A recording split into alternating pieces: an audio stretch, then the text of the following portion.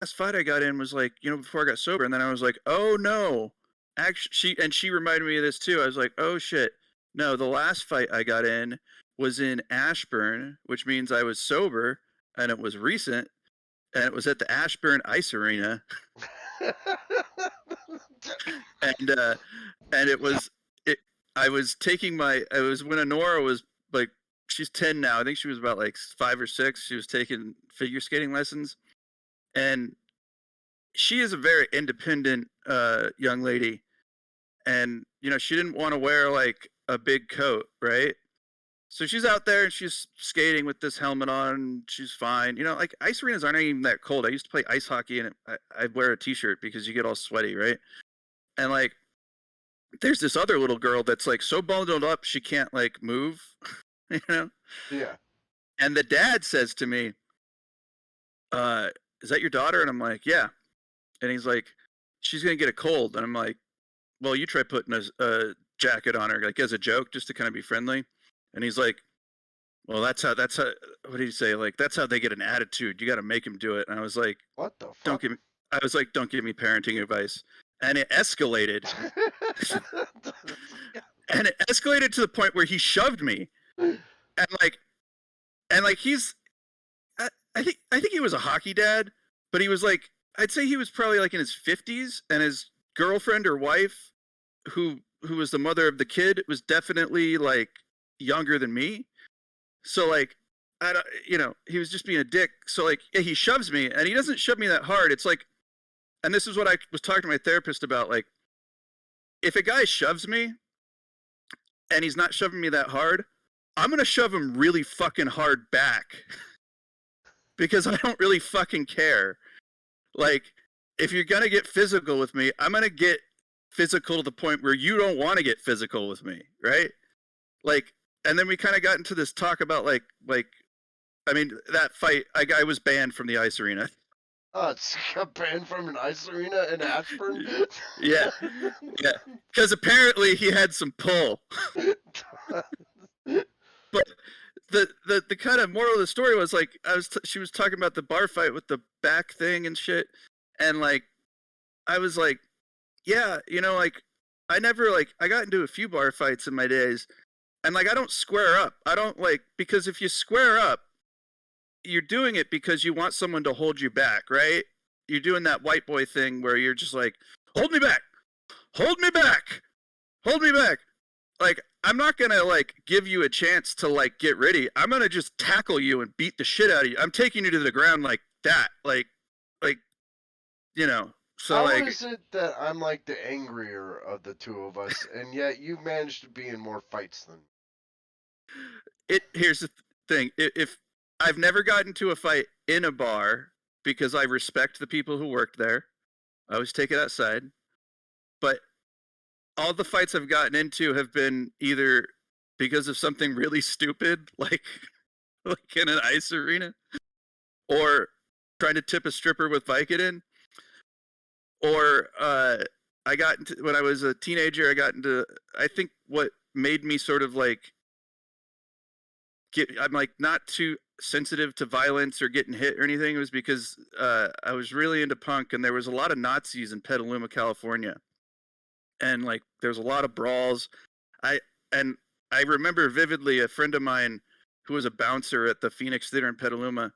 He was like 6'4". He was in his 20s.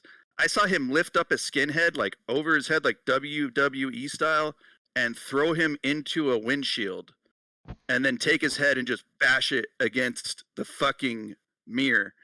And I don't know. I just like, yeah, you are the angriest, but like, there's a point. Like, do you remember when I kicked a hole in the door, Kirby? Oh yeah, I do remember that. Yeah. There's a point that like, there's a tipping point for me. I think actually, I think Alex had something to say. Oh yeah, Alex, you're muted. Alex, you're muted.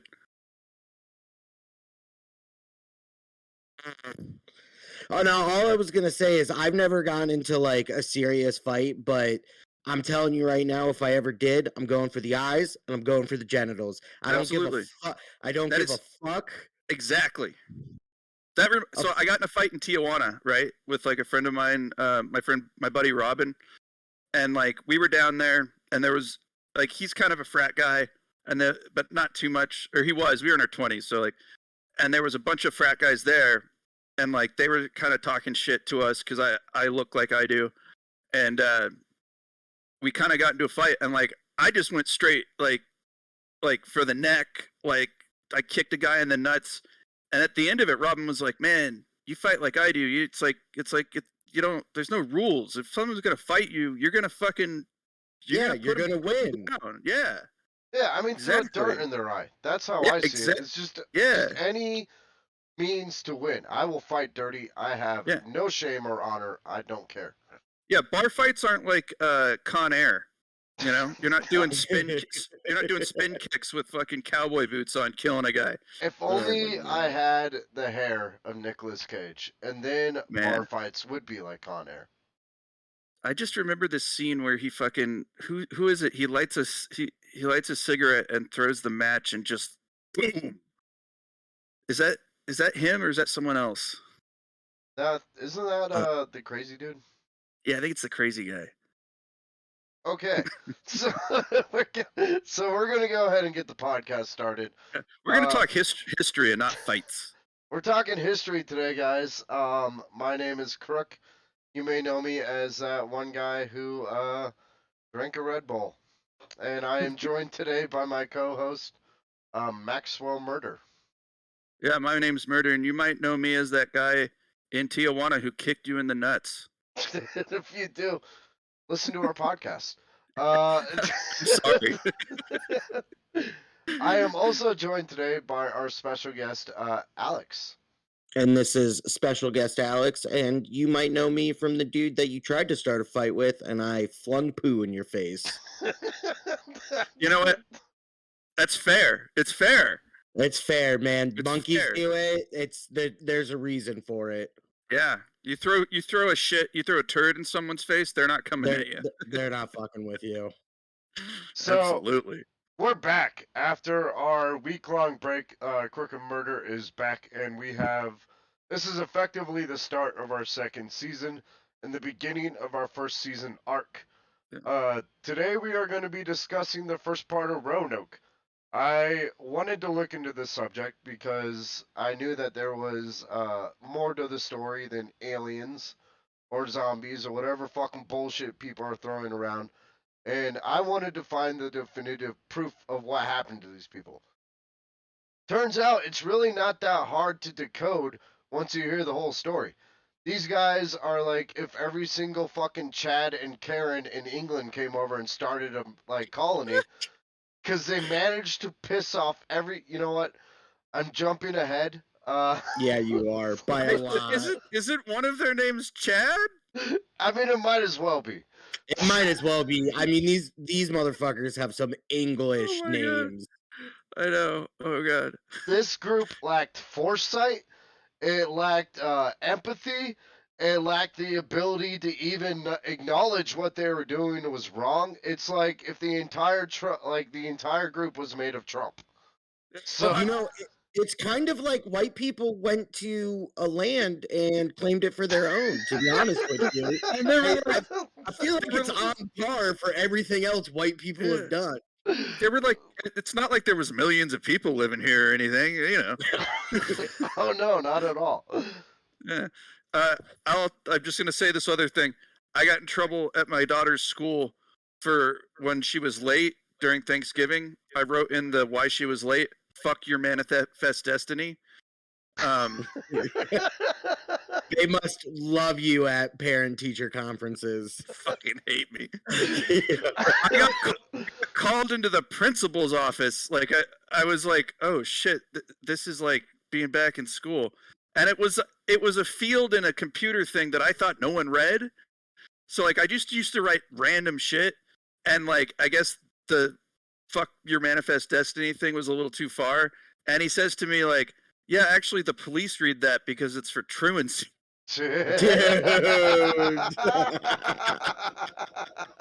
He was very nice. I was like, I won't do it again. I'm really sorry. I thought no one read that. And in case any of you are wondering whether or not he's like telling the truth, do know we had the Anarchist cookbook on our coffee table for Fuck about yeah, a we year and did. a half. Oh, and Kirby and I are actually part of an anarchist collective. I neither confirm or deny that. Kirby, if you listen to the newest episode of Last Podcast on the left, the first part is gonna make you angry. I'll just tell you that. Okay, I'm probably part of an Anarchist collective. You are. You are. Believe me, you are. Max, you want to get this started? Yeah. Okay. So, I'm just gonna start off by saying, the Chad thing, right? So, this is just my prediction.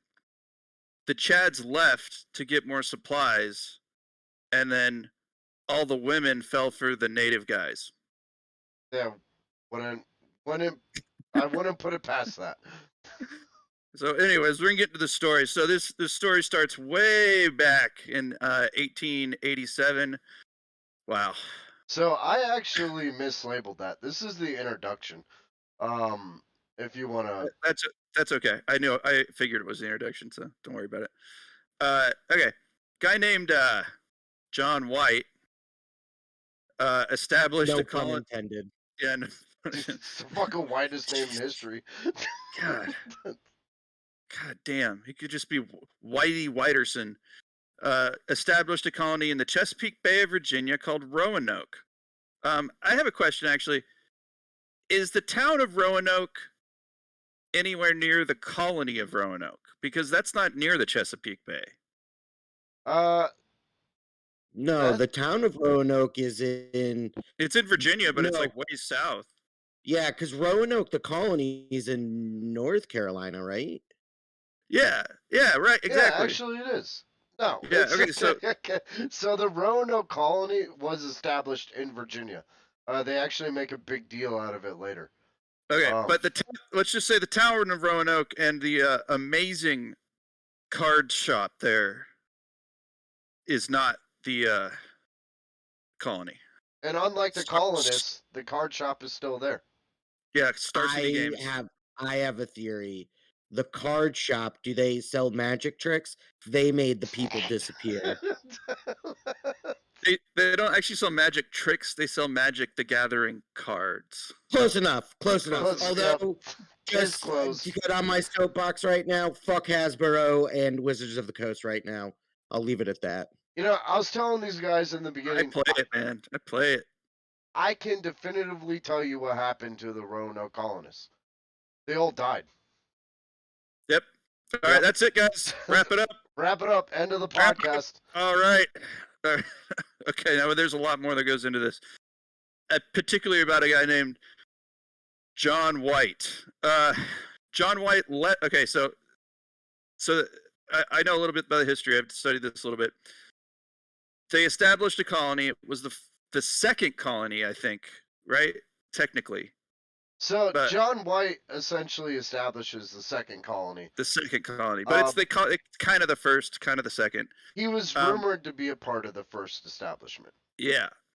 So they came here pretty unprepared, not knowing what could grow here indigenously. So they were starving. So John White left the colony to get more supplies in 1588. So he was here for a few months, maybe a year. When White arrived back, to Roanoke a couple of years later, he found it abandoned.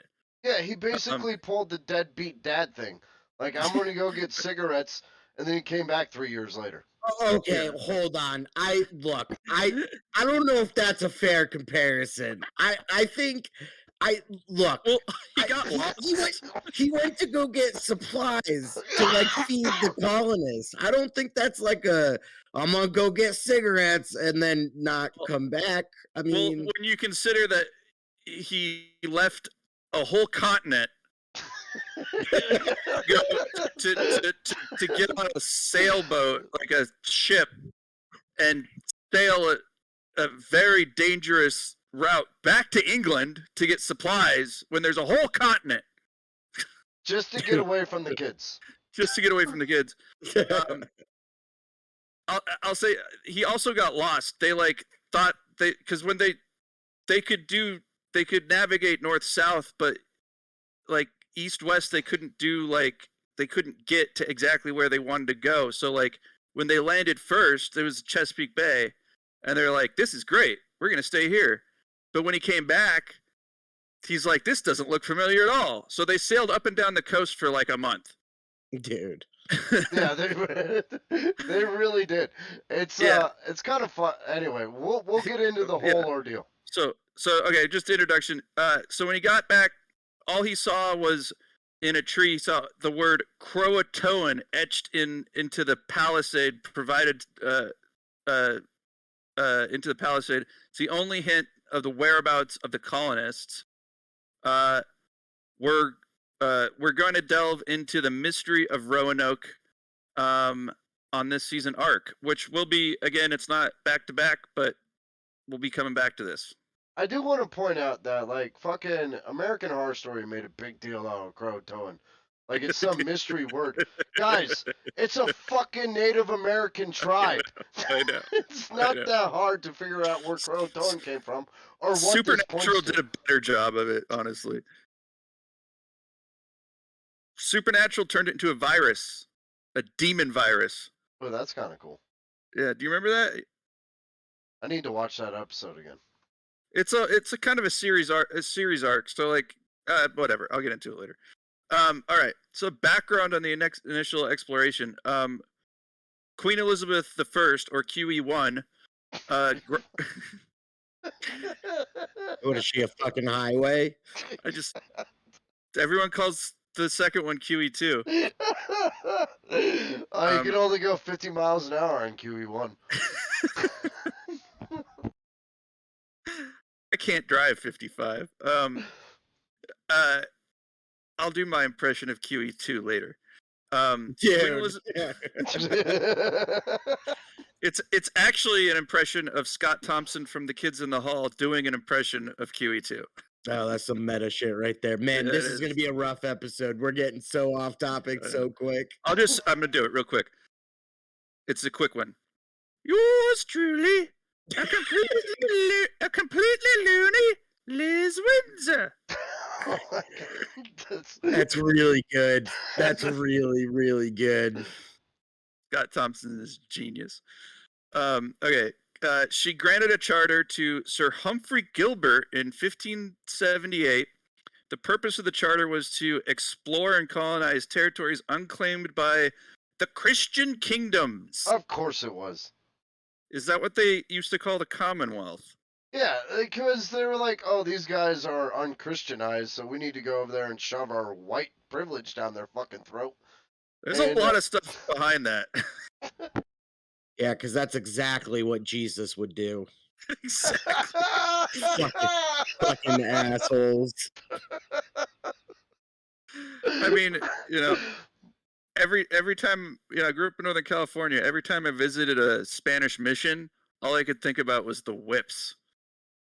Oh my god! I know. The terms of the charter were vague, but Gilbert interpreted them as the rights to all territory north of Spanish Florida. So this is again back to the manifest destiny thing. Just because we're white, or just because they're white, they can just live anywhere they want. I mean, during this time period, I guess so, yeah. I guess so. I mean, Britain was pretty powerful. However, Gilbert's demise in 1583 caused the Queen to split the charter. Half was given to Adrian Gilbert, his brother, the patent of Newfoundland, and all points north were explored, where explorers expected to find the sought-after Northwest Passage to Asia. They really didn't know much about the new land during this time period. Or just geography in general. You know what they found in Newfoundland? Beavers. And half was given to his half-brother, Sir Walter Raleigh. Oh, interesting. there was this was basically the lands to the south, even though a lot of it was pre-claimed by Spain. Yeah, they royally fucked Rayleigh here because they were like, you can have everything south, but Spain's got it too, so have fun with that. Stay like north of like Alabama because Spain is gonna murder everyone. Yeah, so you can have this little tiny section of land right here. Yeah. Raleigh's charter was created on March 25th, 1584, stated that he needed to establish a base and colonize by 1891 or lose his claim. That's 1591. I'm sorry. It is not 300 years later. Sorry. 1591. Damn it. He was to, quote unquote, discover, search, find out, and view such heathen and barbarous lands, countries, and territories to have, hold, occupy, and enjoy, unquote. I like the last part, to enjoy. To enjoy, I know, because as like, if they were theirs to just give away. They're like all of it is like pillage, murder, convert, and then enjoy. Yeah, and then he doesn't even have the balls to go himself. Mm-hmm. Well, I'm guessing he dies, but yeah. Despite the conditions of the claim, Raleigh was not to leave the Queen's side. Pussy. All expeditions were not personally led, but rather conducted by associates while he oversaw operations in London. You know why he couldn't leave her side? You know, a little side piece, man. I bet they boink a boink a boink. Rayleigh's got those magic fingers. Technically, yeah. QE1 was most likely a lesbian. Doesn't mean she liked to have Rayleigh tucking underneath and pretend once in a while. I mean, I think she probably just kind of didn't care. I mean, he probably looked like a girl in that big poofy wig they wear. So it was just, tuck it underneath and be like, oh, hello, Queen. Wait, what is she? Oh, yeah, she was known for saying, I am not amused. Oh, wait, that's a terrible accent. I am not amused. What are you, fucking Feifel Goes West? Actually, technically, she wouldn't say I. It would be, we are not amused. Because as royalty, you can't, you're not a person, you're the kingdom. All right. England, this is the same bullshit that we talked about during Libertalia, the fucking slave trade, the triangle, right? You had these like, I hear an echo. Is somebody got the volume going on or something? Oh, if you have the Twitch stream up and the sound is on, it will echo. Yeah, you got to mute the Twitch stream. I don't. That's not me. Oh. It might be your headset. Is it me? Yeah. It's gone. It's gone now. No, it's not. Shit. It seems to be gone now. Right, yeah. Okay. Just cut this part, Max. Yeah. Okay. Okay. It reminds me of the slave trade, right? Because you had these like fat cats in England who just like made shit tons of money off of like not just, shipping, kidnapping people from Africa, but also fucking, Shanghaiing people to like man their ships in England, and then like, overseeing the ships going down to Africa, kidnapping people, going to America, selling them off, going back to England with money, and over again. And you just had these assholes in England just like, yeah, making money. They were gambling with people's lives. Yeah. And like they looked at it as like a commodity. They were at such a hierarchy that those below them were just objectified by default. So a lot of the people that actually went to Roanoke, as much as they were douchebags, probably didn't want to. Went there to establish themselves as lords because they couldn't in England. Yeah, exactly. Oh man! All right, so let's get on to this. Um, Amatus Barlow expedition. Okay, so Raleigh quickly established an initial expedition in April 27th, 1584. It consisted of two baroques, large sailing ships with more than 3 masts. Those were really shitty ships, by the way. I mean, they were. It's like the Nina, the Pinta, and the Santa Marina. Like those were like rowboats almost. It consisted of Philip Armadas, yeah, captained the larger vessel with Simon Fernandez as pilot. Fernandez, interesting. Arthur Barlow captained the other. There are indications that John White, the guy who lost the entire colony, attended the expedition, but no record survived to confirm this. He's kind of just a pussy. The expedition took standard transatlantic routes, south to catch the trade winds, West Indies to further water, then north until 4th of July, where they spotted land at what is now Cape Fear. In Maine? I believe so, yeah. Yeah, okay. They made landfall at an inlet north of Hatteras Island, which, where the fuck is that? I know where that is. Whatever. Hatteras Island, July 13th. They named the spot Port Ferdinando after Simon Fernandez, who discovered it. Interesting. I wonder if he was like a Spanish like turncoat or something. Simon Fernandez actually has a part to play in this, and ooh, okay, I can't wait. He kind of crops up more so in like the I think 2nd episode. But okay. Yeah, he's not. I don't quite know where to place him. Was he a worthy seaman? I'd say that he might be a turncoat. Okay, but he was captaining a ship, so yeah. Was he a worthy seaman? Yes, he was the worthiest of seamen.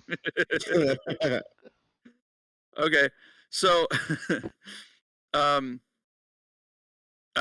Native Americans in the area had likely already had encounters with Europeans from previous expeditions, i.e., the Spanish or the Italians or whoever. The Socotan, who controlled Roanoke Island, soon made contact with the crews and established friendly relations. Upon their return to England in the autumn of 1584, Armadas and Barlow presented the Queen with stories of the natives' hospitality and the strategic position of the potential colony. They brought with them oh God, this is going to end badly. They brought with them 2 natives, one being Manteo, whose mother was the chieftain of the Croatoan Island. Did both of them die of the common cold? Because that's usually what happened. No, Manteo and the other one actually survived. Okay, because that's what happened to Pocahontas. They brought her to England. She got sick from like something that she had no immunity to, and just died. Yeah, that's what Pocahontas do. A lot of them. Yeah, exactly. And then we brought blankets with smallpox and shit. I like how Disney just glossed over that part. Dude, Disney takes horrible shit and glosses over it. They're better now, but like, oh God. And Pocahontas in real life was something like 4'11" and like just like wiry and could have beaten the shit out of John Smith in like a second. Yeah. The reports from the expedition described a beautiful and bountiful land like the Garden of Eden, though these could have been embellished by Raleigh, most likely. This impressed the Queen, and in 1585. God, okay. Everything takes place in the 1500s. I know. I don't know what's going on with me. 1585, during a knighting ceremony for Raleigh, she proclaimed the land Virginia and proclaimed him Knight and Lord Governor of Virginia. Never actually been to Virginia. Yeah, for real. Whoops. Raleigh began to seek investors for his colony. It's important to note here that this is the first landfall that they made at Roanoke. And they will make it a second time where they royally fuck up, and then they will make it a third time when they actually establish Roanoke and they lose an entire colony. So let's just say England doesn't really have the best fucking dice throws on this land so far. After this. The biggest and best navy of the time just can't seem to fucking get their shit together. No. All right, so Lane Colony, the first colony in Virginia, Raleigh planned a full military operation with an emphasis on exploration and the scavenging of resources. That is a little, he said like, oh, the natives are so welcoming and nice. Let's send the military. Yes, it's the Cortez mentality. Jesus. That seems like it lines up with human history pretty well. No, it does. It's just, that wouldn't be my first thought. Like maybe we'll send an ambassador or someone who can, make deals and shit, and then we'll send the military to subjugate them and convert them. Initially, it was planned to have 69 colonists. Woo! Woohoo! All of them swingers. However, 600 men were sent on the voyage, with half intending to stay behind. There's the discrepancy in those numbers. The 600 seamen. Followed by 69. Yeah, Jesus Christ. What happens on the boat stays on the boat. That's what I learned in the Navy. That's what Kirby told me. Yeah. I didn't get that far in the Navy, but I would have done intelligence, so I would have known everything that happened on the boat. So, followed by a second wave later, Ralph Lane was appointed governor. Philip Armidas would serve as admiral of 3 ships, while the fleet commander, Sir Richard Grenville, led the overall mission. They're just making shit up at this point. They're like, you're governor, you're admiral, and you're fleet commander. Yeah, that's exactly what they did. And you'll see Philip Armidas, and it is actually, it increases in size the second time, because they got 7 ships. He doesn't do a very good job as admiral. I mean, you guys as kids never went outside and played with imaginary swords or pretended that you were that's all they're doing. It's just the problem is they're fucking wealthy, rich white men that can actually do it for real. And they had really sharp cutlasses and shit. I'm an admiral, and then he stabs someone. It's I guess that guy's not the governor. Bring in the next one. All right, so there was some civilian attendants included Thomas Harriot, a scientist, John White, an artist, and loser of colonies. He was an artist? Yeah. Wow. Oh God. And Manteo and Wenchese? Yeah. Well, Wanchese probably, actually. Wanchese. Those are the 2 natives they brought with them. Yeah. The natives, they turned with them, so they didn't die of English cold. The initial fleet consists of 7 ships. The galleass Tiger, Grenville's flagship with Fernandez as pilot. The flyboat Roebuck, captained by John Clark. The Red Lion, captained by George Raymond. The Elizabeth, captained by Thomas Cavendish. That's Talk a good about name. the most fucking English name ever. I know. God damn. Dorothy, Raleigh's personal ship, captained by Arthur Barlow. What a fucking pansy. Personal ship. And 2 small pinnacles. I like to pronounce them as penises. It's a very interesting spelling of penis, but it does come out as penis if you sound it out phonetically. What's a pinnacle? Is that like a two masted ship? Yeah, it's actually a really kind of small ship. They can Yeah. you can build one if you have a bunch of seaworthy seamen stranded on an island that needed to get off real quick. I would think they're the kind of like scout ships that like go and find things. Essentially, yeah. Essentially, yeah. I don't know. Did you learn this in the Navy, Kirby? Because this goes back to this time in the Navy that, if two people are stranded in a dinghy in the middle of the ocean, you draw straws of who's going to drink the other's blood. I mean, I would just drink the other's blood because the other guy would probably be too afraid to. I mean, there's no water. There's no fresh water. You got to drink the blood. Problem You got to solved. drink the blood. I'm Problem having solved. ham What tonight. disease you got? Yeah. Yeah, I mean, these are sailors in the 1500s or the 1800s or whatever. They all have syphilis. Yeah, Yeah, they're probably gonna die anyways. Yeah, exactly. Let's see. On April 9th, 1585, the fleet departed Plymouth, heading south through the Bay of Biscay. Why is someone calling me? Never mind. A severe storm off the coast of Portugal separated Tiger from the fleet and sank one of the pinnacles. Fernandez had anticipated this and set up a prearranged meeting spot in Mosquietal on the southern coast of Puerto Rico. I like that Fernandez was smart enough to be like, we're going to lose some ships, guys.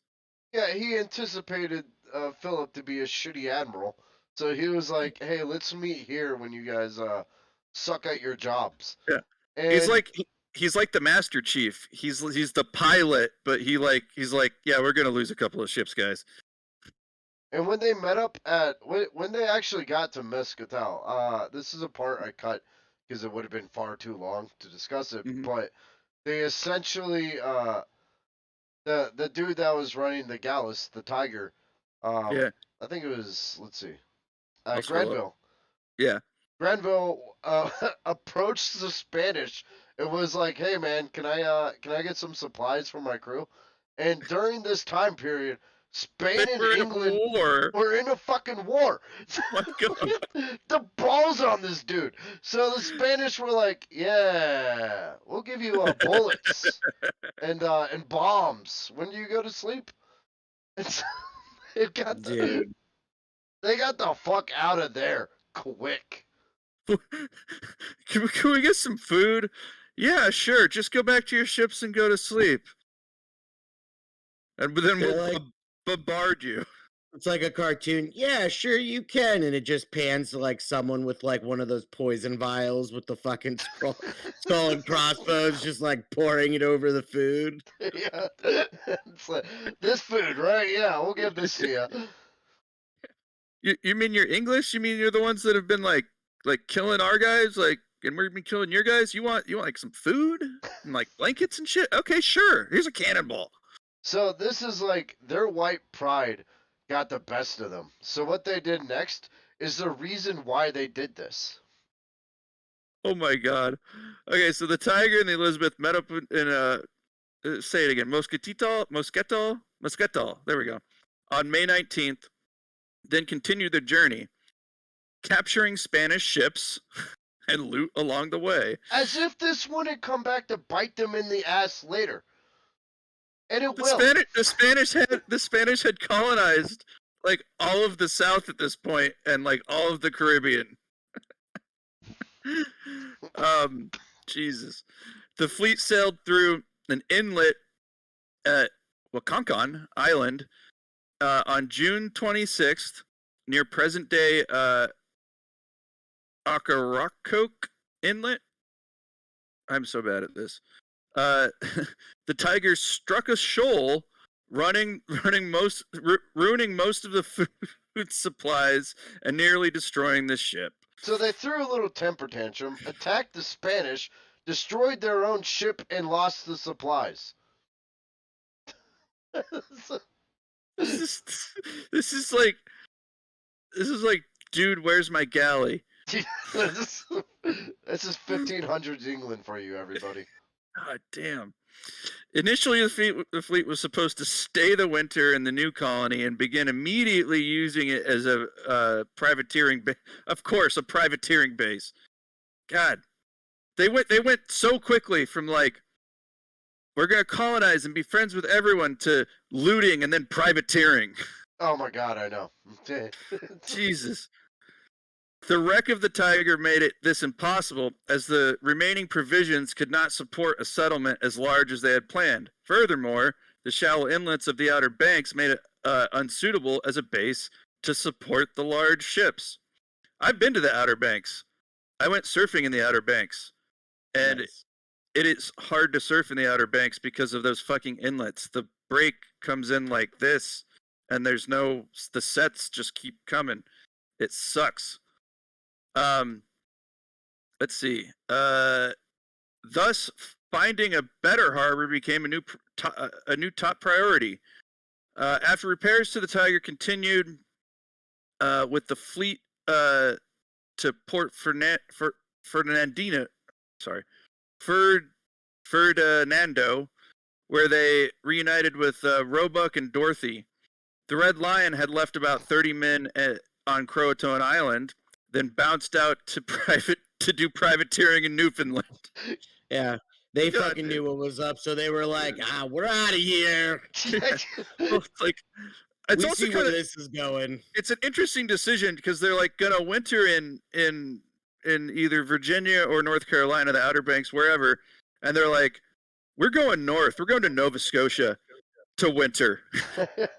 You know, I like the Red Lion because at least the Red Lion was honest. They were like, listen, we know what we're really here to do. We're just going to become fucking pirates. Here's 30 of the men that we don't like. You can keep them. Peace. I'm down with that. On August 5th, John Arundel took command of one of the faster vessels and set sail for England to announce the expedition's safe arrival. Safe in quotes. I mean, I don't know. Like, Columbus sailed 3 ships, right? With the idea that he'd probably lose 2. Yeah. So, like, it's just kind of, it happens. It's par for the course because they're all fucking idiots. Yeah. But go on. Look, man, Kirby, all right, the next time I see you, I'm going to have like a little tiny one-man sailboat. I'm going to shove your ass in there. Ooh, like a Hobie hat? And we'll see how far you can get. I can get really far on those. What? No, in the ocean, son of a bitch. Send your off. I'll meet you in California. We'll see if you can sail to Hawaii. All right, cool. You're buying a sailboat for me? In a fucking lake, please. No, he's buying a Hobie cat for you, which is meant for a lake, and then he's gonna send you to Hawaii. Good. I'll provide the beach. Get to Guam, you bitch. There's not even room for supplies in that thing. I only need beef jerky and porn, and I'll be good. Beef jerky and porn. There's maybe you have satellite internet, but we're sending you with like a trash bag full of trucker porn. That's perfect. I knew one each day. In fact, Alex, did I show you my like 4 boxes of 70s porn I found? Yes, you did. That was the second best find from Kirby's old job besides the Anarchist Cookbook, because I mean, like, it was primo 70s trucker porn. I mean, we're talking Bush City. Like, there was so much jungle in those boxes, you had to bring a machete to read one. It was like it was like Club and Cherry and oh man, bad ones. I feel like my dad gave me a Cherry when I was like 11 or something, or a Club or something.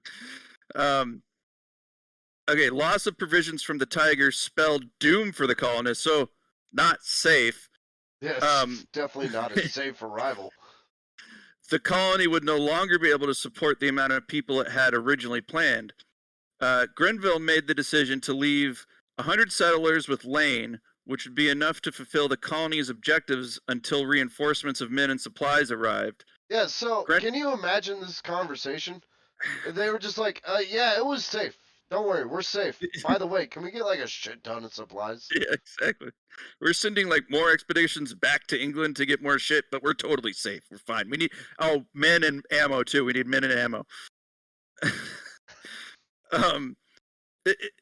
It just man. It again. There's a whole fucking continent here, full of like animals and people and corn. And they need to go get more supplies. Like they need more tea and crumpets or something. Like what the fuck? These guys. No, they needed more 70s porn. Oh yes, exactly. These guys. 1570s porn. These guys try to negotiate supplies with their enemy. You really think they have the mental capacity to shoot a fucking deer and feed themselves? No. Or even, plant some fucking crops. I don't know. What do you think 1570s porn was like? Like some nice ankle action? Yeah, definitely ankle action. Absolutely. Like that's a nice bulge on the ankle.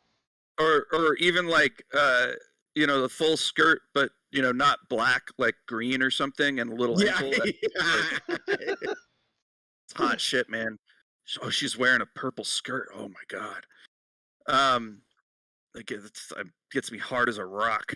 It's judicious.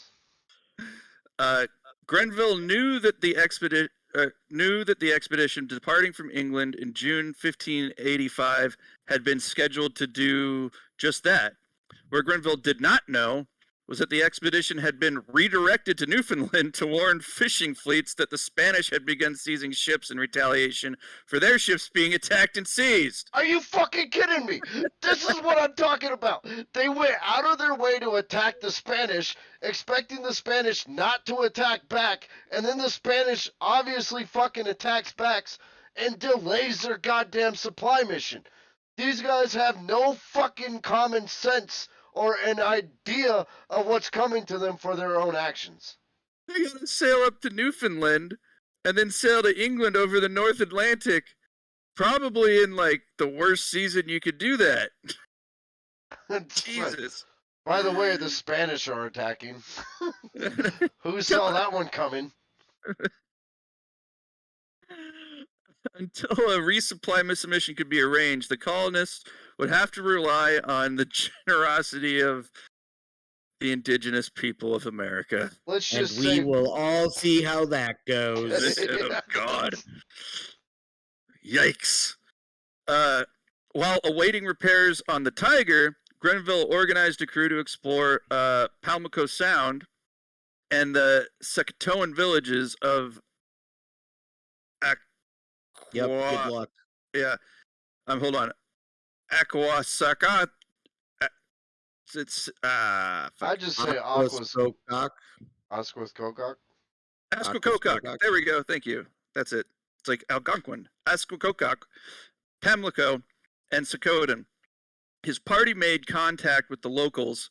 This presented Harriet and White, the scientist and the artist, with an opportunity to study the native society. Though much of his research was sadly lost with the 1886 evacuation of the colony. Yeah, so they fucked the scientist again. It's as if history's not like repeating itself. I mean, I guess that his research probably wasn't even that good, though, so. It's okay, so they kind of overstay their welcome by the end of this. But these guys were clearly okay with the Native Americans. I bet they had some valuable shit to bring back. They were also just very white and privileged. Of course. But this is before we started, like, this is kind of like, this is the beginnings of, like, the, relations between the continents. So, I mean, it goes bad quick, but it hasn't gone totally bad yet. Oh, it's about to. Over something so stupid. After this initial exploration, a silver cup was discovered to be missing. And here we go. Oh God. That's- Grenville believed the item to be stolen, so he sent a detachment back to Aquagasquik camp, led by Amatus, to demand the return of the cup.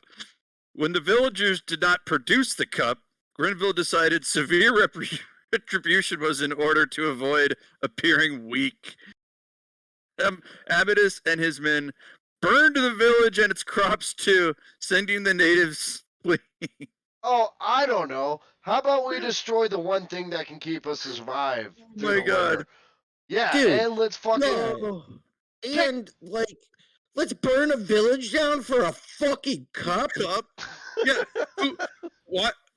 Like, talk about some road rage, man. Yeah, and it's a silver cup. Like, what do the indigenous people have? They don't care about a silver cup. Like, it was probably like one of his men. Like, or he just lost it like an idiot. He probably lost it. You know what? He probably sat on it. They've probably lost more silver fighting the fucking Spanish and their dipshit war battles out at sea. It's like, I mean, it's like one fucking cup and you're gonna destroy your ability to survive? Yeah, these should be your allies, and you burned their crops too. So fuck. Take the fucking crops. Look, I played RTS games. If I'm gonna take a village by force, I'm gonna take their supplies. Oh yeah, no. If you're playing Civ 5 or Civ 4, you don't raise the fucking the town that you're attacking. You turn them to you, and you take all their shit. And when they riot, you kill them all. Unless you're Gandhi, and then you just nuke everybody.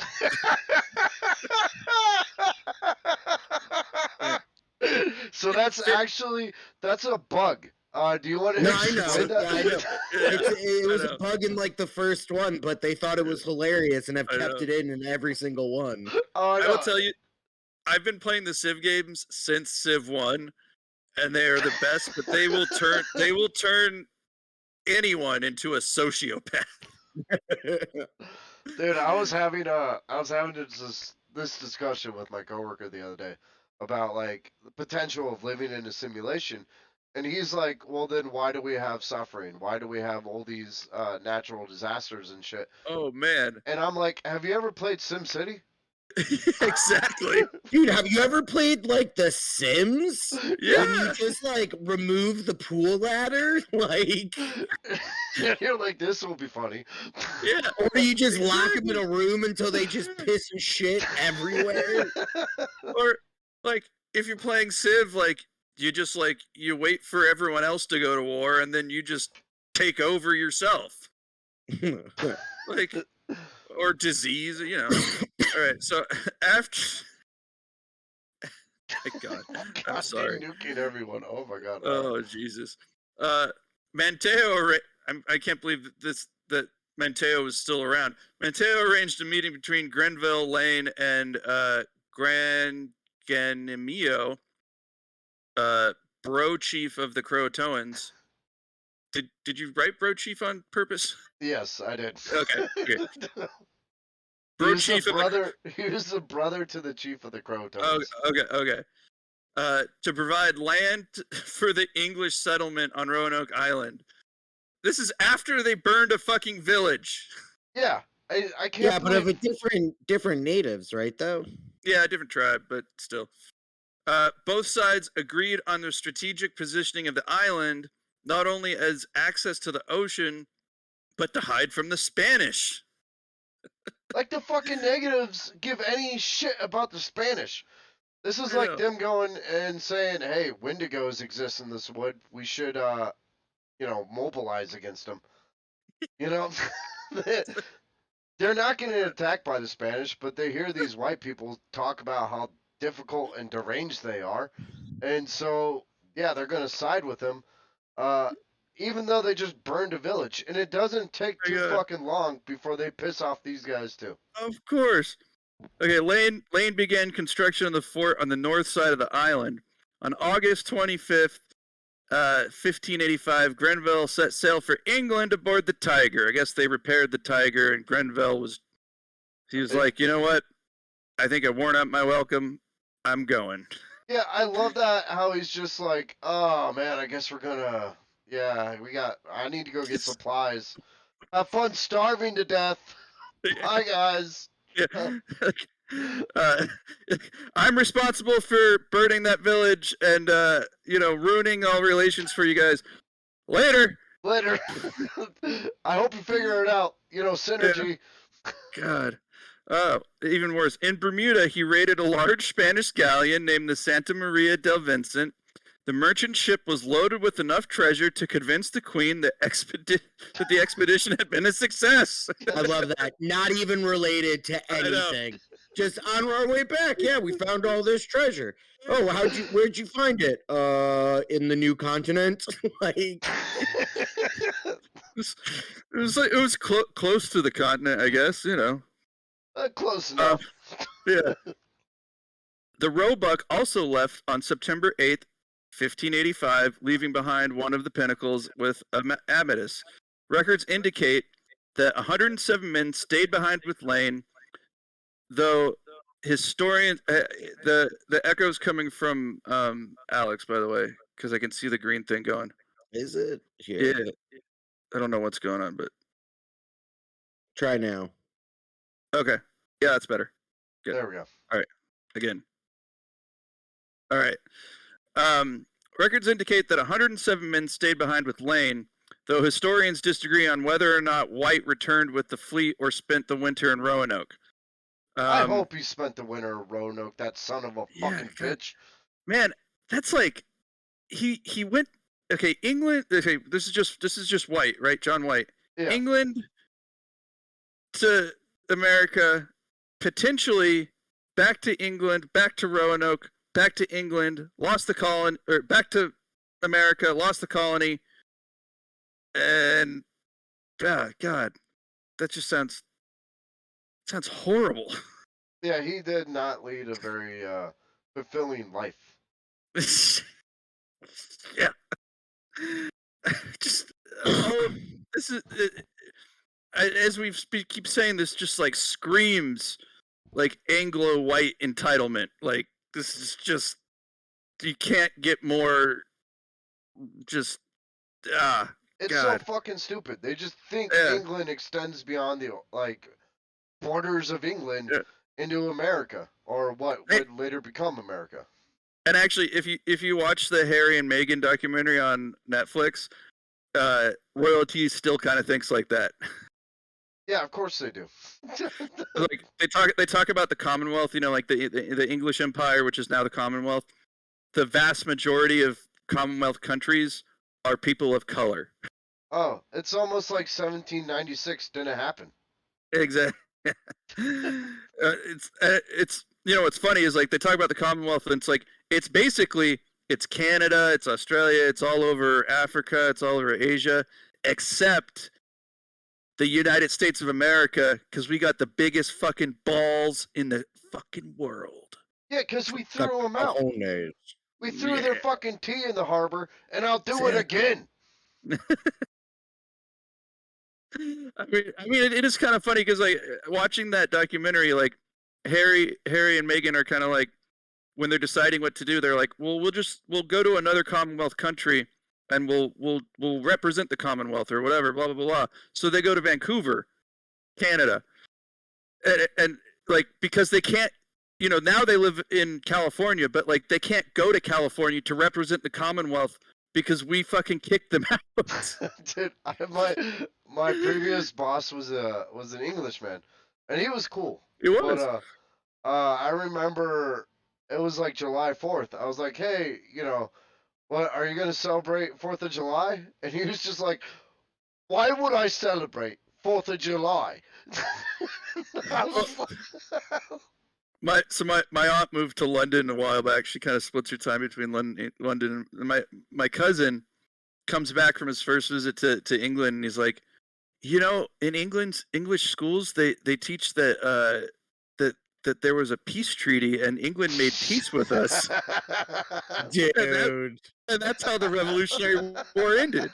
Yeah, I mean, technically he's not wrong. He's not wrong, but like they're like glossing over like a lot of shit. Pretty It's much kinda everything. Like I found out from my first, we had an au pair and she was German. I found out from her that they don't teach anything about the Holocaust in Germany. And that's the day we gave a quarter of our tea to America. Exactly. And that's the day we decided that they could be independent because we felt they deserved it. There goes all our English listeners. I don't know. I think the Brits are pretty good at irony right now. So I do love the Brits. Yeah, me too. Many I like the Scottish more though because they're more like Americans. I actually love that whole triage of like places over there: Scotland, Ireland, and England. Those guys are kind of badass. I know. Yeah. Well, it's like Ansley actually did her grad. She went to grad school in Scotland, and she really wants to move back to Glasgow, and I would love to. Many colonists had joined the mission in hopes of finding gold or silver. I mean, they lost silver. Kind of the opposite. Or someone found it and didn't tell them. Hey, 1500s Britain, wrong coast. God damn. Oh my god. They got coal. We have coal here. They got the bad version of Christmas. I know, Jesus. However, when nothing was found, they became dispirited, began to think that the whole thing was a waste of time. The colonists spent the autumn of 1585 acquiring corn from the neighboring villages to augment their supplies. They also boosted their supplies with venison, fish, and oysters. All of this sounds delicious. Yeah, this is high-class meals. I know. Actually, back then it was low class, but now it's very expensive. Well, they need to rethink their priorities. Yeah, same thing with lobster. Wasn't lobster like prison food at one point? It was, yeah. It was considered very, very low class. Put me in that prison. I'll take fucking lobster every day. Until basically all these things are like really low class until we overfish them, and then they become rare and they're fabulous. Yep. I'll be like, oh man, lobster again. Oh, hey, you got any butter? Put me in solitary confinement because I want more lobsters. Throw me in the hole. Let's see. Though little information survives concerning the time between September 1585 and March 1586, it can probably be surmised that they exhausted their English supplies and American corn by October, and the resulting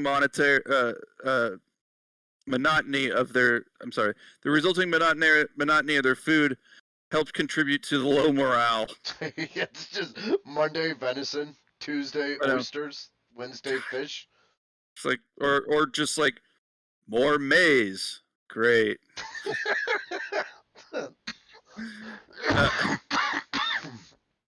Amatus spent the winter exploring the Chesapeake Bay, like on vacation or something. Asshole. Traveling as far as Cape Henry and the James River. Oh, in Richmond. Yeah. Yeah. There's a great song by a band called Avail called it's actually called Scuffletown, but there's a great line called Over the James. But yeah, go listen to it. This is technically the founding of Virginia. We're giving the history of how Virginia was founded. Yeah. Let's see. While there, he made contact with the villages of the Chesapeake and the Skikoak. I don't know. I think it would be Skikoak. I think. Yeah, I think so. Yeah, Skikoak was said to be the largest settlement in the area. Amatus found a mostly modest town, though he was impressed with the soil quality and climate. Yeah, he went there expecting New York and was like, well, this is a shitty village. I like your dirt, though.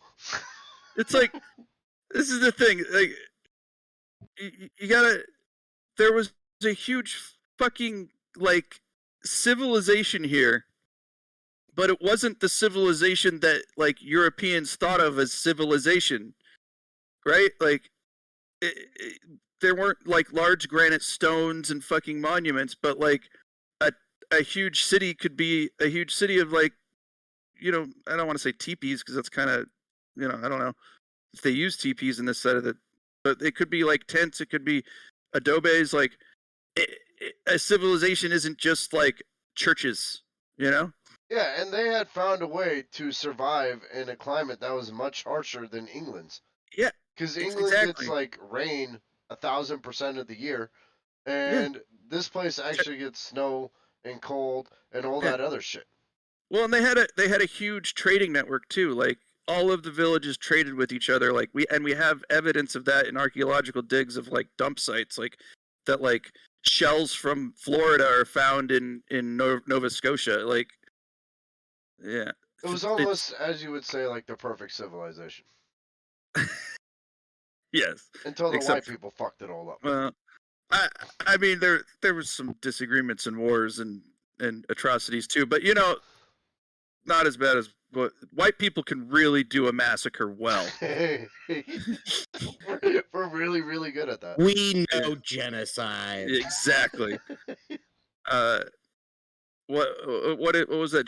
John Leguizamo did that thing on Netflix where he explained everything, which was kind of lame, but the numbers that he cited were pretty drastic. 98 million people died after white people came to North and South America. That's 98 million. That, and in percentage wise, 90% of the fucking native population was dead by the 1800s. Listen, Jesus. We don't call it genocide. We call it population control. Thank you. Jesus Christ. Oh my God. And that's not just North America. That's South America. 90% of the population of 2 continents. Jesus. All right. Harriet and Gons. Who was Gons? Gons and Franz, and here to pump you up. So they sent some Germans along too. No wonder they killed everybody. Explored the Virginia Territory, taking stock of natural resources and meeting tribes. Their notes helped create White's La Virginia Pars map. Now keep in mind, this map is actually going to come into play very importantly later. As some I'm sure it does. The clues of what might have happened to the colonists. Yeah, he's an artist. Was he at all a cartographer? I mean, probably not like a Minecraft cartographer like I am. No, his cartography was on fucking point. It was okay. For that time period, like the map that he draws, was pretty accurate. So fucking accurate and detailed that it's still hard to explain to this day. Wow. Okay. Aliens. My sister is a nurse, but she got her degree in geography, and she calls herself a geographist.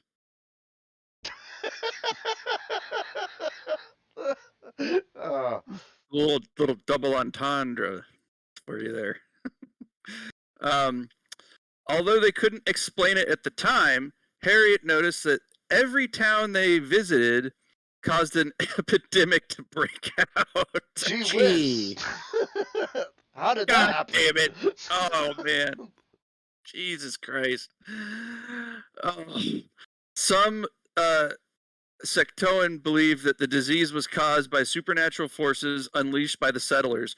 That's not wrong. That's right. Yeah. I mean, technically, yes, if you consider supernatural forces diseases brought over from other continents. Yeah, I mean, it's basically right. It's so logical. Like, God. I mean, in a very macabre sense, all magic is science that hasn't been discovered yet. Of course. Theoretically, yes, it was supernatural forces. Yeah, but I mean, like, even if you, like, if they're we say supernatural, but their idea of supernatural might have been even different. Like, they're just like, these fucking like pale ass pasty pink people came over, and we're all dying. Yeah, and it wasn't supernatural like Dean and Sam, because then it would have been cool. Yes, it would have been. When Gina, who's when Gina? When Gina is actually kind of an important figure later on. This Okay. might be the first mention of him, but he's one of the heads of a tribe. Okay. When Gina fell sick, his own people were unable to treat him. He asked the English to pray over him, and when he recovered on his own, he thought the English held the cure. Shit. He encouraged the settlers to pray at all the villages, which only hastened the spread of disease. This had a severe impact on the fall harvest at the time when the colonists were dependent upon their neighbors for survival against the cold winter that lay ahead. Yeah, they're kind of fucking themselves. Like, with that big black dildo you can buy at sex shops. That's what the English colonists are doing. Doesn't have to be black. Could be pink. It's Yeah, just big. But I prefer the big black one. I mean... Okay. Yeah, we're getting canceled. I prefer just any butt plug. You know, doesn't have to be big. You know. I prefer the butt plugs at CVS and Walgreens. So this is I don't. Ansley's not going to like this, but I did have to get a laxative for her the other day, and I accidentally got the suppositories. I didn't read the label. It's like, hey, want to try something new tonight? I know, right? I was like, if you want to like make it, like if you want me to make it up to you, you can put one in me. That's. I mean, that could work. But that's not really. I mean, because I'm going to enjoy it, so it's not really making it up or anything. All right, Fall of the Lane. I really hope she's listening to this or not listening to it. I don't know. She usually tunes in. All right. Hi, Ansley. I'm sure Max will edit this part out later. No.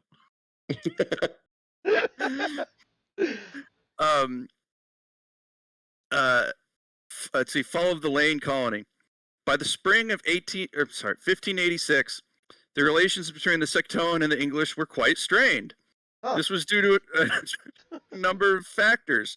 The English's over reliance on the food, on the Sectone food, the death of Grangamino, an advocate for the colony, didn't help.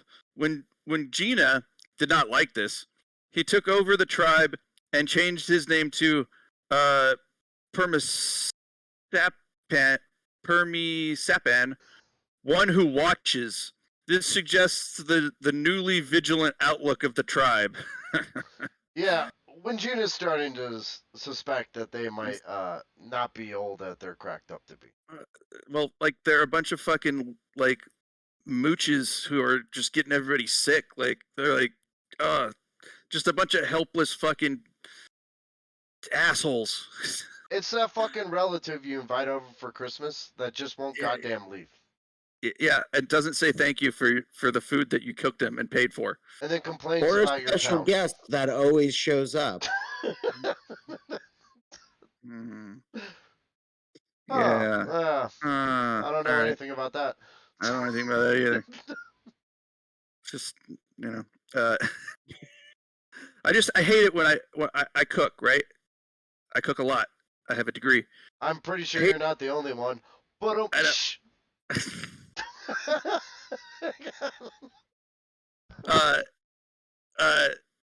fucking, I hate it when I like make a big fucking like holiday meal, and like everyone says thanks. There's always one asshole, and I don't know why this. It's like manners aren't really a big thing for me, but like, just say thanks. I bought a whole standing rib roast and I cooked it. I was in the kitchen for fucking 2 days. You could just say thank you. Thank you for buying that rib roast and cooking it in the kitchen for 2 days. But it's not you. It's not you, Kirby. I'm really talking more about my Two former years brother, later. my former brother-in-law. But okay. So when Gina then set up a new tribal capital in Roanoke, the English, ever daft, did not realize how fucked they were. They were completely goddamn clueless. It's like the net is fucking closing in on them. I And know. they're like, I know. you know, like Jesus. Like I said, these guys have. I'm not even sure they understand what foresight means. This is like, I see when Gina's like playing here. Like, let's see, he's like, I got sick. They prayed over me. That was good. And then I sent them to pray over everybody else, and everybody else died. And they keep taking our food. It's really kind of bothering me. And then, all these people around me are dying. I think I'm gonna set up my new capital right next to their colony. Yeah, and change my name to the Watcher. I'm pretty sure they could put up a booth that says recruitments for taking down the English next to the colony, and they still wouldn't catch the fucking clue. I know, exactly. Let's see. In March, Lane consulted Permicipian about a plan to explore the mainland beyond the Sectoan territory. Permicipian supported the plan, but warned that Menatonton, the Menatonin. I mean, at least you didn't say masturbates. That sounds like a fucking pharmaceutical sleeping drug. It really does. Yeah. I think I'm going to take that after this because I got to sleep tonight. By the way, I slept an hour last night, so I'm a little punchy. I probably should have warned you guys. Roanoke leader. I'm sorry. I'll go back. Permicipian supported the plan, but warned that the Menatonin, the local CVS. At your local CVS, the Roanoke leader was meeting with his allies to formulate a plan to defeat the English. He claimed that Menatonin had 3,000 warriors gathered at Chinook. Oh, but they were so sleepy warriors. Yes. First they had to wake up. or hallucinating. If you take a bunch of Ambien, it's kind of like a trip. Yeah. But you got to drink a lot of coffee too. Or meth. I mean, you want to mix Ambien and meth? I say go ahead. Hey, good to know, guys. Breaking Bad episode right here. Yeah. Also, if you take a fistful of Benadryl, you'll have a horrible, horrible, horrible trip. It's like eating bad rye.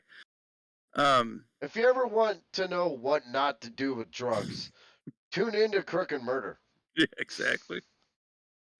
Don't take advice from the internet. Like eating a bunch of fucking nutmeg, it's not gonna do any good for you. Right after doing this, Permicipian sent word to Menatonin that the English would be coming, ensuring both sides were prepared for hostilities. When Lane's well-armed party arrived at Chinook, he found representatives of Roanoke, Mangoak, Weapenoak, and Moratuk. This committee was not planning on an attack, so Lane caught them by surprise. He easily captured Menatonin, who was asleep. Who was sleeping. Who informed him that Permicipian had orchestrated the ruse. Oh shit! Yeah, and so the plot thickens. Damn, this is go. And spoiler alert, they're still not gonna fucking get the clue until it's way too late for the English. Oh, hey, by the way, this dude plans on attacking you? Oh yeah, okay, all right. Yeah, exactly. They must not really hold Permicipian in high regard, Because he legitimately was like, these guys are coming. And they're like, shh, whatevs. Oh, right. Jesus Christ. Oh, my God. It's like, okay. I'm always reminded of the Battle of Little Bighorn, with, what's his face? Who was the colonel that Custard? lost? Custard. Custard? Custer. One of the reasons that Custer failed so miserably was, well, one, he was a narcissist and just believed that he could massacre anybody. But two, the U.S. Army was armed with a Springfield single-shot rifles, right? So, like, you take a shot and you put in a cartridge, and you take a shot, you pop it out, put in a cartridge. The natives were armed with bows and arrows, which have a much higher firing rate, and the Winchester repeating rifle. What? Which, yeah. Why didn't they have those? Because we're idiots. We're just holding back our tech? What the fuck? Yeah. No, the Winchester repeating rifle was actually never issued to the military. I guess we learned that fucking lesson. Actually, we kind of didn't, but but like basically, like Custer like had all these like marched all these guys like into a valley for one, with like these guns that like had a firing rate of like, I don't know, 5 rounds a minute, to be ambushed by guys that on horseback with the Winchester repeating rifle, which holds like 20 rounds, and bam, bam, bam, and bows and arrows, which. Hey, Russia, be warned. If you decide to attack America, know that we are armed to the teeth with the highest tech of 6-shooters. Yeah. We are. I mean, yeah. Actually, the funny thing is, this whole, where'd it go? Oh yeah, this whole podcast, like out of camera, I've been playing with this speed loader for my 6-shooter. Dude, You could have gone so south with that. I know. Off camera, I've just been playing. I'm not wearing pants. and it turns into a porno, a And there very we go. weird porno. Where's the podcast? Does anyone want to see me insert a suppository? No. No. Nobody asked for that. Nobody would, hey, let's go listen to Roanoke. Especially since you're just going to be shitting yourself right afterwards. I sure hope Max shoves a suppository up his ass in the middle of the episode. Followed by an enema. Okay, so that's the end of chapter 1. That's a pretty good. I gotta say, it's paced really well, because that's a pretty good, like, cliffhanger. Yeah. Like, I mean, we know what's gonna happen, but it's good. Like, everyone's fucked. Everyone's fucked. The situation is sitting on a powder keg. Yeah. Oh And man. keep this in mind when we conclude Roanoke next month. The story of Roanoke. We will be far from finished with it. This is going to be a 4-part story arc, and we have it planned out for you. Yeah. Now We're doing the history first. we're going to score the history down before we give you the deets on probably what happened, so you, as a listener, can know firmly what happened to Roanoke, and we don't muddy the waters any more than it needs to be. Yeah, there's a lot of conspiracy theories out there, and there's a lot of bullshit out there. It's pretty clear what happened. I'm not going to give it away, but I do love the conspiracy theories. They're pretty good. Yeah, it was aliens, right? Or witches. Or witches. Or there's one actually that I read about, and it was so goddamn stupid that I didn't put it into the outline. The outline, which I'm okay to go ahead and spoil it here. Let's hear it. The dipshit zombie society of America proposed the genius idea that maybe it was zombies, as if bones decay in 3 fucking years. Listen, Yeah. That's what you guys. That's why we had to do this show late. Is because you guys were busy fighting the zombie apocalypse. this is It's true. true. We It's actually true. saved you from the zombie disease. Yeah. We found the You cure know, for it. when Kirby and I Or did were you? Next week, Zombie Alex. when Kirby and I were roommates, we actually did have like a pretty solid plan for the zombie apocalypse. I forgot it. What is it? Well, no. So I had, I have a go bag just anyways. I was gonna grab all my guns, grab the go bag. We were gonna get in the truck, drive to Chicago, pick up my kids. There's not enough room in the truck for my ex-wife. So, and then Kirby, me, and the kids, we're gonna go to Utah. You just move a bag over. Oh, sorry, there's not enough room here. My bad. Well, 3 car seats in the back, and then, me driving, Kirby riding shotgun, quite literally riding shotgun with a shotgun. Yeah, and me with my assault rifle between my legs. Like, I'm sorry, you can't. If you want to ride in the bed, you can. I don't know. So my go bag for the zombie apocalypse is this right now. What is it? I have a leather duster in my closet that's just banging for an apocalypse. That's right. No, you were gonna bring the duster. I remember this now. Yeah. As soon as it throws down, I'm gonna be like, well, it's time. I'm gonna take the duster, put it on, get a shotgun, and grab my dog and a cowboy hat. Then I'm gonna wander. Well, that's what I was gonna drop you off in Utah, and you were just gonna wander with the duster, and then like maybe I was gonna go back to Chicago and pick up my ex-wife. I don't know. Maybe.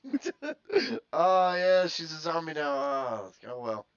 Yeah, it's I mean, she's the mother of my children. I probably would do something, but So guys, I mean, yeah, you gotta anyway. So for the next 2 episodes, we're not gonna be covering the next part of Roanoke. That's coming next month. But we have plans for this season, and it's gonna get wild. I'm talking. Man. We got haunted woods. We got witches coming up. We got sea creatures. We got monstrosities. And then we got our fucking 10th episode celebration, which is gonna be Wendigos. And that's gonna be a fun one because I wrote it and I know what's coming in it, and it's gonna be all about cannibalism and dark and cold and winter, and it's gonna be great. This is I know I keep talking about Ansley, but you know what? She keeps bringing up long pig and cannibalism, so I think she's gonna enjoy that one. Yeah, long pig. That's what human flesh is called. Oh, okay. Yeah. Long pig. We're gonna be talking about long pig during that episode and Wendigo psychosis. So stick around. Next week we're gonna be bringing Old House Woods, Virginia, the most haunted woods in America, and you'll find out why.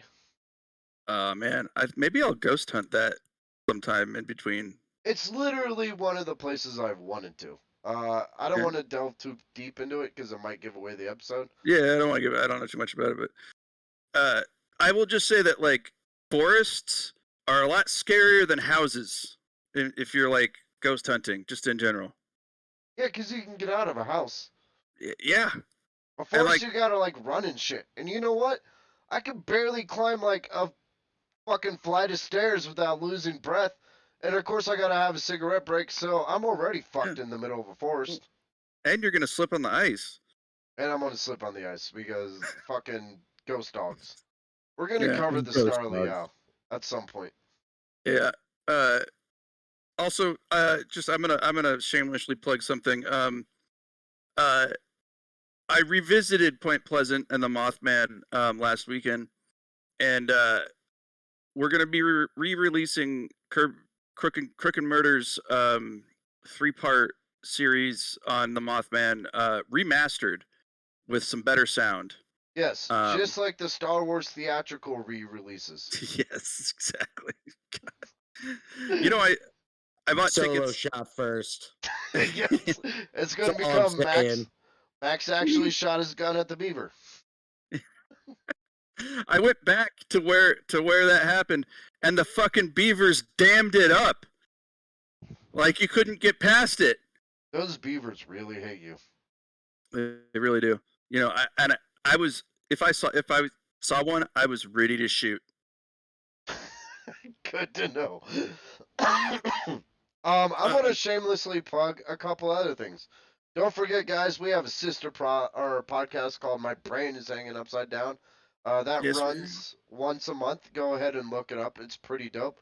We just covered the Beastie Boys. We also have the original Stone Gauntlet, which is now moved on to news on movies, TV, and anime, and video games. And you'll find that run by yours truly, alongside Spider Dude and Jordan. Yep. And I would love to shamelessly plug butt plugs. Oh fuck! You beat me to it. Buy them, plug them in. You'll have a good time. But always invest in the metal ones. They're a lot more sanitary. Yeah, so if it has Metallica Ooh. on it, that's an instant buy. That was good. I like that. I think that's it. You guys ready Yeah. to wrap this up? Yeah, I'm ready to wrap this up. I need to go to sleep. I'm so tired. All right, guys. I'm Kenny Crook Irish Kirby. We'll see you next week on Crook and Murder. Keep it weird. Yeah, I'm Mr. Maxwell Murder. And always go for the balls or the eyes. And I'm special guest Alex. Always, never here.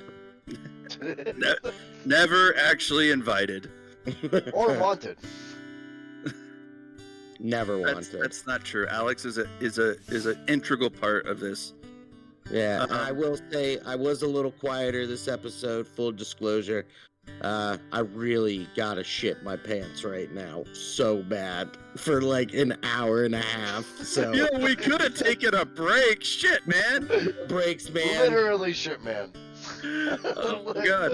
Alright, Did you Alex- happen to take a suppository Docalex? I might have. That's what it feels like for the last like 3 hours. I shat before this. How did Max put it? We are 3 tips touching together, guys. We Oh, form yeah. a pyramid. We're a triad. We're trying. Yeah. Not to 3 be tips. confused with the Chinese one. Yeah, 3 tips touching. All right, And see you with guys. that, I'm gonna go poop. Yeah, I'm gonna go to sleep. Bye, everybody. Love you all. Love you all. Bye.